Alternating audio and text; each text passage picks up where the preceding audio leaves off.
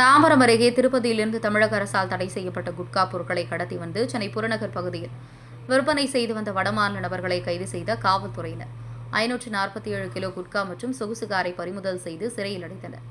சென்னை தாம்பரம் அடுத்த முடிச்சூர் லட்சுமி நகர் பகுதியில் அதிகாலை பீர்க்கன் காரணி சட்ட ஒழுங்கு காவல் ஆய்வாளர் ராஜ தலைமையிலான காவலர்கள் வாகன சோதனையில் ஈடுபட்டனர்.